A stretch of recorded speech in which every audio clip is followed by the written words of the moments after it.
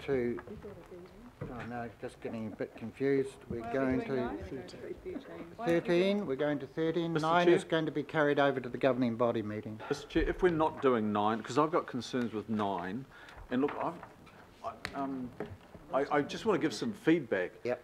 It's really inconsistent, you know, 25, 26, 27, 28 for every one. I'm really starting to see a pattern in some of this SOI material. It's not good enough. Agreed.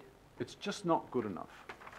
And the Auckland Plan 2050 applies to one CCO and not others. I don't get it. Yep. We will reach out to you, Chris, to get feedback. I'm just Eddie is still here. Had enough of that stuff. No, Eddie is still here. Sorry, Ed. But I'm letting know. Ed is still here. So we'll come back to you on that. So, right, we are now up to 13. Chair, 9 is being moved to when? Yeah, we're going to Governing. find another meeting. Oh, find another meeting. I thought it said governing body, but it's... So you're going to move that formally? We're going to defer 9, is the idea. Yeah. You're withdrawing it, or you're formally deferring it? How do you want to handle it? You need to have some process.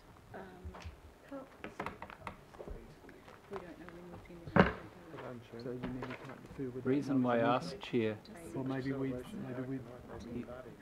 Okay, we're going to work on that. We'll come back to it because we can't do unless we had a meeting date. So we'll come back. We'll come back to that. So Okay. right. Thanks. Okay, item 13. Who is coming up for that? Item 13. Oh, Kevin and Ross. Where are we now? Good to have you in front of me instead of behind me all day. By the way, I'm smiling. Right, please. Oh, cool, that, thanks. Yep. Yeah, look, no, thanks very much, Chair and councillors. Look, for the sake of timing, we won't go through any sort of presentation. We'll just briefly run through the key components. Hopefully, you've had a chance to read the report. Look, we've had a couple of workshops on this. This is all about exploring the possibility of transference of land from CCOs to parent. The why is really fundamentally down to the notion of exercising better control over the land, keeping options open. That's the consideration, is whether you believe there is support the notion of us coming back in December with the outline of the consultation document to go out to a public and put it in front of them, what the proposal may look like. There is an element of urgency which is really driven by some tax amendments, and we have talked about that in our workshops as well. So fundamental notion is whether we want to go out, consult with our public about bringing the land from two of our CCOs, which is Panuku and Ports, to the parent or to the council entity. The reason there's a little bit of urgency is there are some tax amendments coming through which will change the nature of any dividends paid from those subsidiaries through to the parent.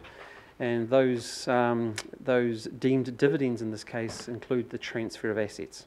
So that's why there's a bit of an aspect of urgency to it, but fundamentally it's still down to the principle of whether you wish to explore the notion to consult with our public about bringing those assets through to the council entity itself.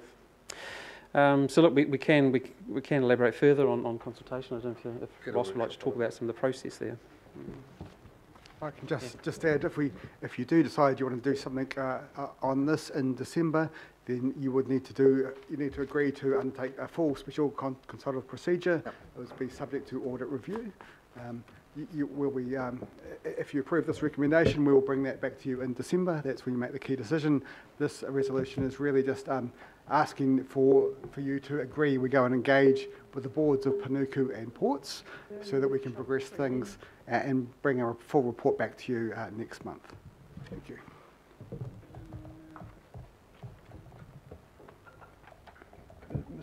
Yes, Mackie. Yes. Sorry, just through the chair, and just for emphasis, so we are making the point and acknowledging that you would want to know, and we would want to bring to you the position of Ports of Auckland Board and Panuku Board on this issue, and that's really what it's at the heart of this resolution today. Okay. Councillor Lee. Mr. Chairman, I'm disappointed to see this item on this agenda at this time of night. At the workshop when this was first floated, councillors were promised a report on what the scope and the scale of the potential tax liability was going to be. I haven't received any such report. I think it's somewhat ironic that we are engaging in this major change of assets because we're afraid we might have to pay through the port dividend some extra tax to the central government, which in turn gives us hundreds of millions of dollars in various subsidies. Ratepayers too may be intrigued that we are so adverse to the risk of paying some extra tax to the government, and yet we levy about $1 or $2 billion of land taxes, that is rates, plus including in that would be the regional fuel tax. And so, Mr. Chairman, I am very concerned about what the real motive is for this transfer of assets. I'm aware of what happened a couple of years ago when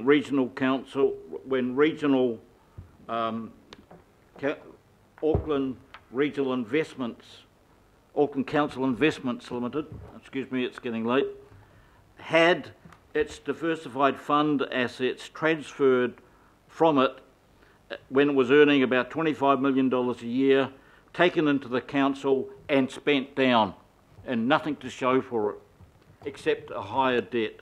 And the real concern I have here is that it is well known that this council is approaching its debt ceiling, and yet it has major investments or expenditure, forgive me for using that word, expenditure ahead of it.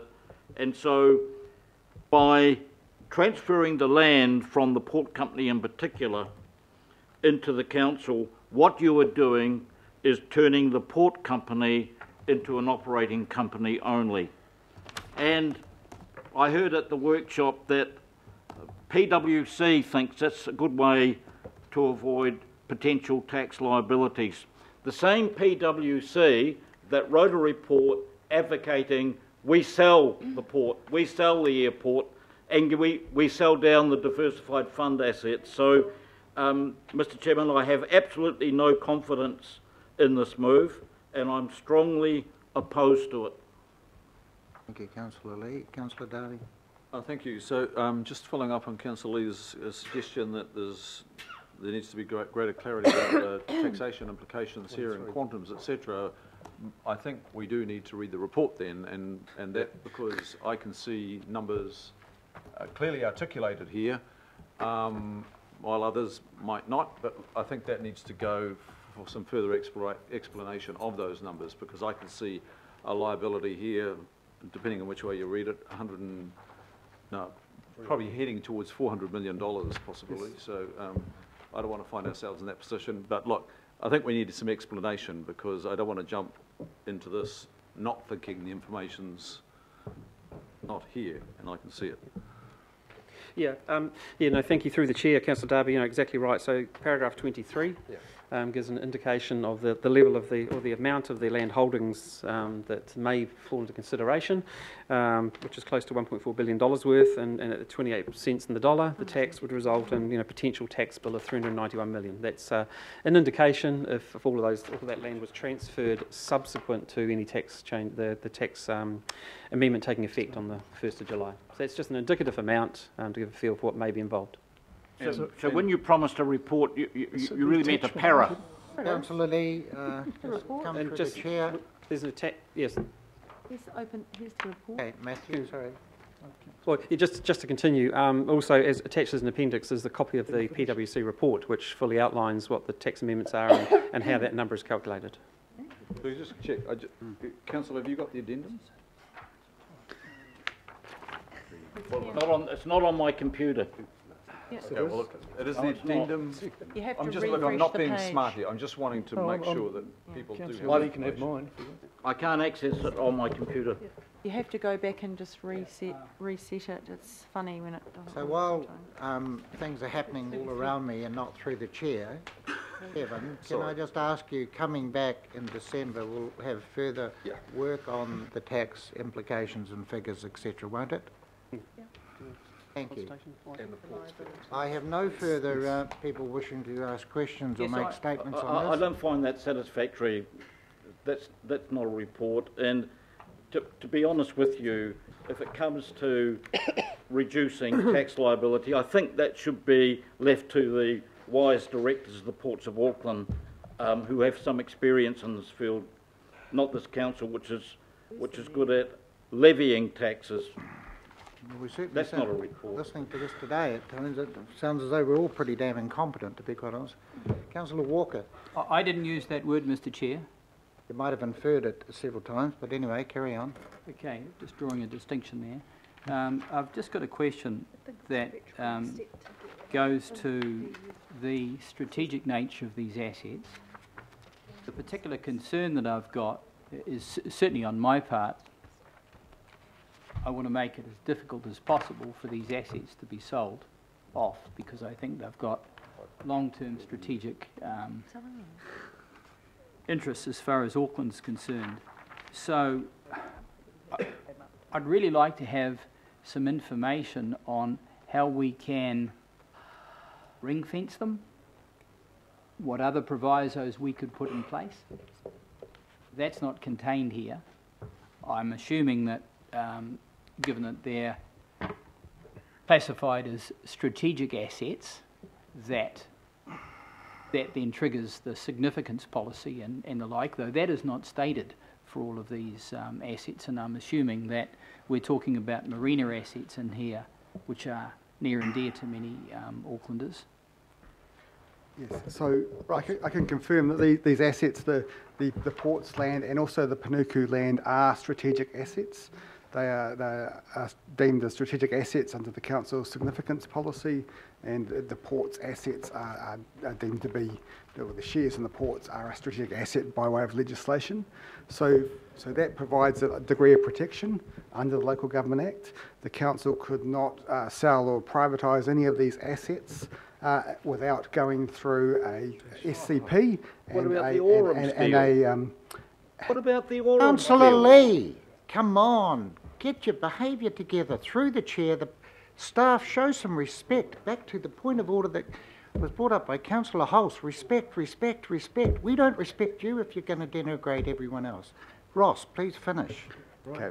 So the assets are protected as strategic assets. Before the council enters into a decision to dispose of assets that are deemed strategic, it has to go through a special constitutive procedure and an LTP amendment. At the moment, these assets are held through the subsidiaries, through Ports of Auckland and Panuku. The proposal that we're considering, talking about, and we're asking to progress with talking to the ports in Panuku. The proposal would see those assets transfer to Auckland Council. That would mean that any decisions around ownership or decisions about ownership of that land would be more directly made by the council rather than by the subsidiary. That, in our view, that provides an extra layer of control and safeguards over those assets. That is maybe one of the reasons why you might want to consider this proposal. Through you, Mr. Chair. So I have Councillor Hulse, Councillor Cooper, Councillor Newman and Councillor Fletcher. I hadn't finished, Mr. Chair. No, you have. You can start again after Councillor Fletcher. Councillor Hulse. Thank you. Well, how do you know I For hadn't the sake of finished? transparency, I do want to ask the question that I asked the last time this was discussed, and just to make sure that as we pick up our conversation with the Ports of Auckland, that we are picking up that issue of the implication for them on the value of land ownership as it relates to their ability to raise debt and the implications of a reduced land ownership on that side of the ledger. I'm not too sure if we want to go into too much detail on that. I'm just, that issue is still sort of sitting with me a little bit as I'd just like the latest feedback on that, the port's latest feedback. We might have Matthew on this one. These are, and Mr. Chair, I'm just aware some of these are quite sensitive issues, and I'm also aware of not wanting to traverse port issues. If some of this may fit within a confidential discussion. So through the chair, I'd probably just emphasise the recommendations in front of you are that that's exactly what we do. And we will do that in a formal way, and you will be left in no doubt as to what the position of the Ports Board and the Panuku Board is in regards to this potential change. Our understanding is they've met and held some discussions, and they're thinking about it. It's really useful, Mr. Chair. Can I just acknowledge the staff for this and for bringing this really important issue to us, because for us to have been caught flat-footed and not taking cognizance of the changes that these changes to tax law could bring about could have been a disaster. So thank you for actually allowing us to have this discussion and to do it respectfully with our port company. Councillor Cooper. Mine was just one. Today we're just voting to actually have our Ports of Auckland and Panuku talk. Yep. And we're asking for a report to come back to us to then make a decision. So we're not actually making a decision today in terms of sale, but also is that right? But also, I was just a bit perturbed about some of the things Councillor Walker said. I was a bit confused. I just want to, he said, oh, I want to ring fence it, not sell it. We're actually bringing it back into council ownership, aren't we? We're not selling it, we're bringing it back in. Thank you. Is that right? That is correct. Thank you. Councillor Newman. Yeah, a couple of questions from me. I mean, the function of the resolution, why do you need why is a resolution required to get directors to talk to each other?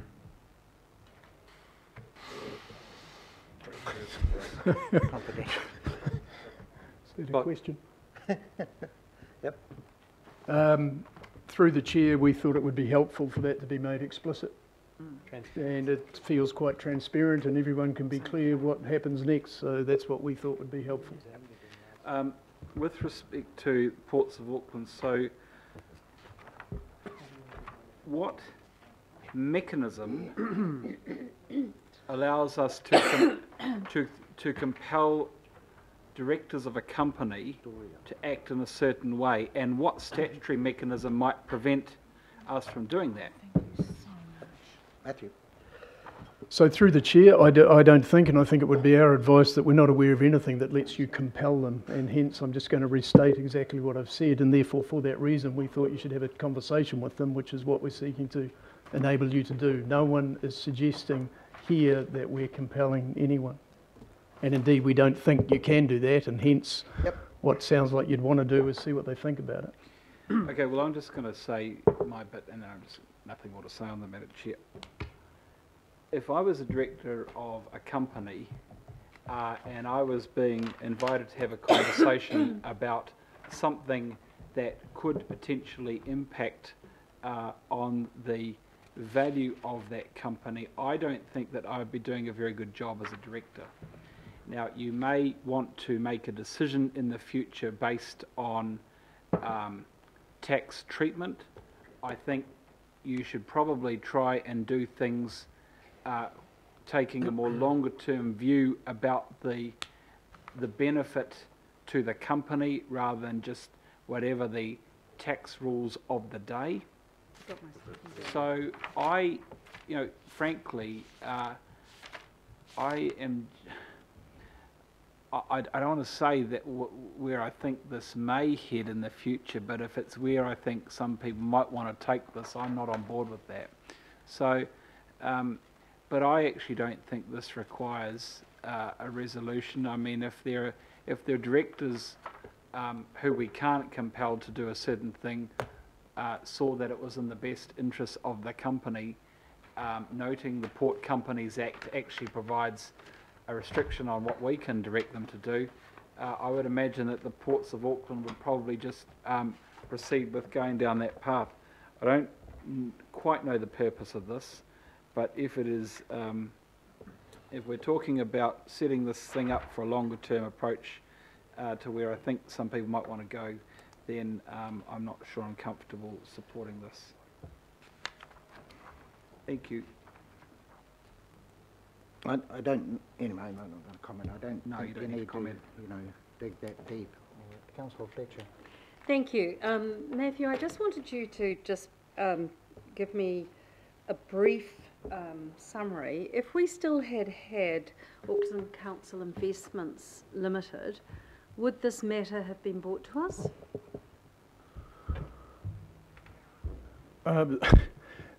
I believe we would have. We still operate as a tax group, and I think staff would have had the same view of it. And I'm looking at Kevin and Francis, but I think we would have been bringing it to. It might have come through different channels, but yeah. No, that's fine. And can you tell me where we landed on item number 9? Because I probably share Councillor Newman's concern around sort of the requirement to make the parties have communication on this. Surely item number 9 is, in terms of SOIs, the proper place for us to give clear direction to our CCOs. Is that not another mechanism that you could have activated for this purpose? So I mean, through the chair, I think at the moment that would just be a matter of timing. There would be no problem echoing it in letters of expectation if that timing coincided with what's in front of us here. But so what's in front of us here does have a little bit of urgency were you to want to proceed. If you want to proceed, we'd need to work to align it with an annual planning LTP amendment round, and there's just a whole lot of logistics tied up in that means now's the time to be having the conversation. Thank you. And we do have, just back to item 9, we have to have a decision on those items within 2 weeks. So we're looking at, which we have to determine in a deferment motion. We can have an extraordinary meeting after either the planning next Tuesday, 27th, or Environment Community on the following Tuesday on the 4th. Thank you, Mr. Chairman. 22 items. Or deal with it tonight.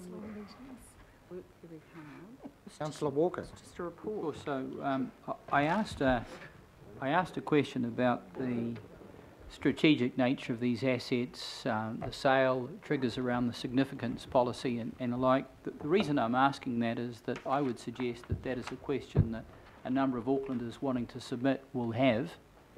So my question around that is, can we communicate the relevant information around that so they are well informed?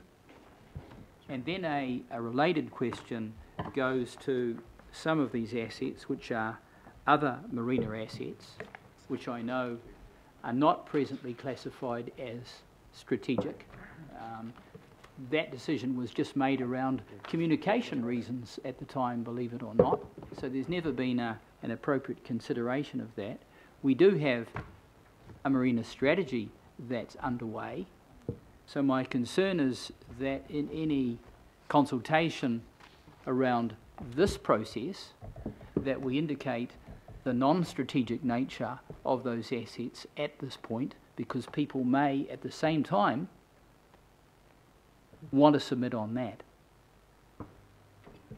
Yes. That may go to other assets that are here that I'm not so familiar with. Yes, so if in December you do decide to go and consult, we will need to work up a proposal, and you'll need to adopt that in February. That proposal will have to have a fair amount of detail. That'll be subject to legal and audit review, and they will look closely at all of those elements. And yes, we can absolutely make all of those kind of dimensions clear in the proposal at that stage, should you choose to decide to consult. So through you, Mr.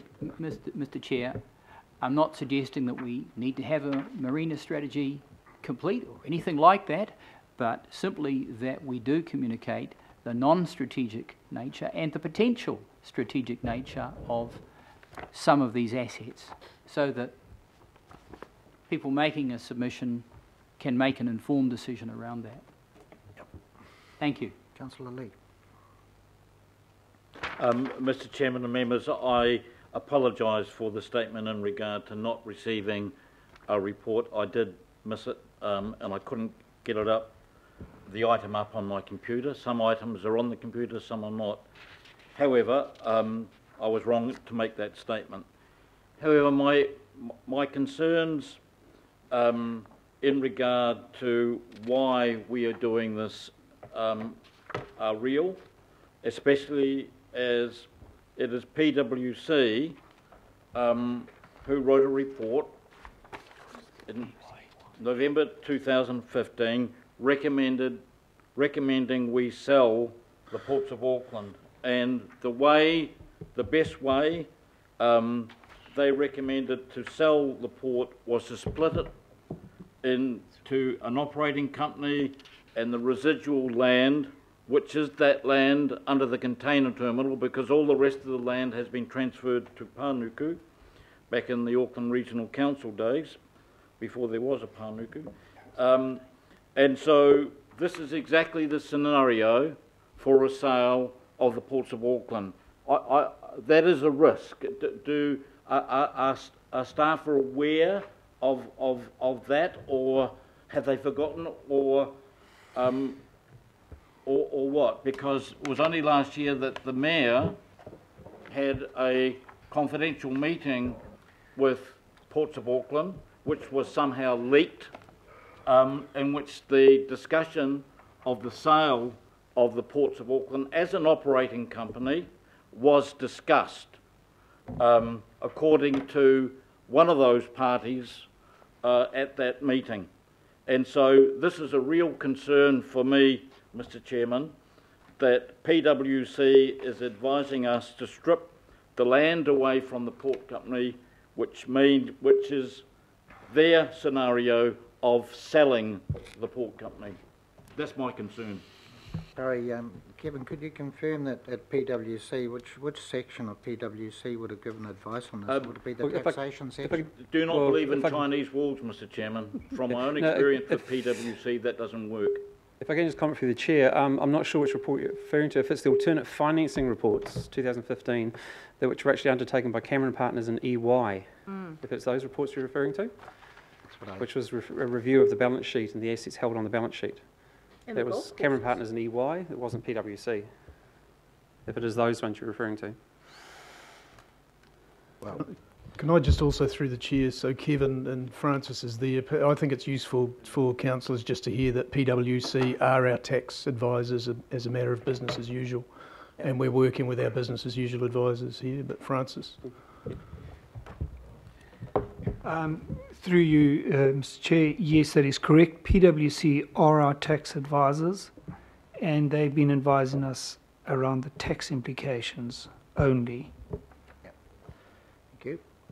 Right, well, we have a mover and a seconder for this. There's no one else asking questions or anything, so I'm going to put these together, A and B. All those in favour? Aye. Aye. Against? No. Anyone wish to record against it? Councillor Casey, Lee, Newman. Okay, all right, so folks, we're just back to item 9. We could just box on and do item 9. I mean, do we think we're going to spend a lot of time over CEO letters? I don't think. I don't think it's good decision making to be. No, but I also don't think it is safe for the staff who have been working for, like, we're past the legal, like, we shouldn't be. Okay, right, well, we're going to have to then, okay, we're going to We need to do this delegation though, is that critical right. to do that delegation? Yeah, we have to do that. We have to do the confidential items, so we're clearing the table. In the meantime, I'm going to move that we have an extraordinary meeting after, which one suits best? Sorry, I'm looking at the two respective chairs. Which one has a... I can say that the next planning committee agenda is an all-day and possibly So going is into the environment night. and community. Is there a bit of room after governing body We've on got Thursday? 22 items, Mr. Chair, on environment What about and this community. Shouldn't be long, Ross. Yeah, no, we have to make a decision on a date for the deferral. Okay. What about governing body? Is there time after that on Thursday for a quick item? Well, we quickly looked at that. Probably it's a little bit more effective. Gosh, I'm getting the impression that both the Chair of Planning and the Chair of Environment and Community are going to try and outdo me with a 13-hour meeting or a 14-hour meeting. Thursday, you're wrecking my social life structures. Okay, Chair. There's a meeting in your, in the DS governing body for an Auckland Conversations Transport Planning is Freedom Planning, after the governing body, on Thursday? Yes. Well, too bad, let's do it then, 5 o'clock. Would be then, yeah. Mr Chairman, I move that agenda item 9 be referred to an extraordinary meeting following the governing body on Thursday. Second that. Yep. Can it be moved forward if we finish early or not? Okay. Yes, we'll say Yeah, at no, the conclusion of. at the conclusion of, so, okay. All those in favour? Aye. I'll second that. Right, we're going to now